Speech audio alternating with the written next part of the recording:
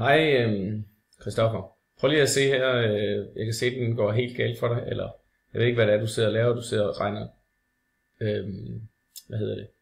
Du sidder og regner tallene ud hernede, og så flytter du dem op manuelt. Det fatter jeg så ikke formålet med. Så nu prøver jeg lige at vise dig, hvordan du kan lave det. Du kan lige rykke. Vi laver lige plads til et nyt skema her. Sådan. Og så har jeg lige indsat. Den skulle lige have væk. Så. Nyt. Vi laver lige et par linjer. Indsæt. Godt. Og så henter vi dit skema. Og så sætter vi det lige ind her. Sådan. Og så visker vi alt det her ud. Der. Delete. Så farver det lige orange. Prøv at se. Du starter med at lave den her ud. Der bruger du autosum.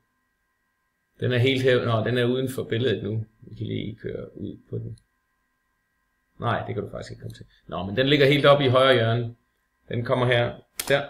Autosum. 480 er der i alt. Godt. Så skal du regne den her ud. Så går du hen og henter det tal her. Og det skulle du have divideret med de 480. Dem henter du også. Og så kan du jo lave formatere din celle som procent, så er det ikke nødvendigt at gange med 100. Sådan der. 65%. Som du også selv har regnet ud op i din celle, eller skrevet, eller hvad du har gjort manuelt. Så kan vi trække den hen, men så sker der det, at så kommer der en, fordi det den skal gøre nu trykker jeg lige F2, så du ser, at den tager den blå, og dividerer med den grønne. Hvis jeg nu trækker det her hen, så vil den, lad os prøve at se, så gør den sådan her, skal bare se, så går det galt. Så skriver den divideret med 0, for når jeg nu trækker det hen, F2 igen, så tager den godt nok den her op, men så rykker den jo også den her.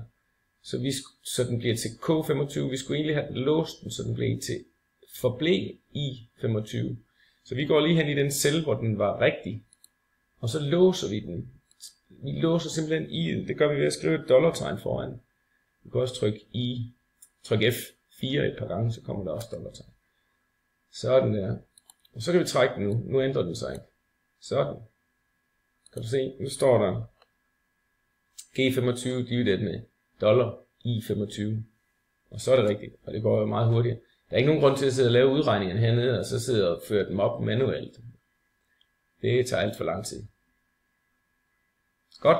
Håber du får lidt ud af det. Excel, det gælder om at spare noget tid, blandt andet at få ting til at se systematisk ud. Det her op, det sparer dig ikke for tid, og det ser slet ikke systematisk ud. Det gør kun, at det tager længere tid for dig. Godt. Hej hej.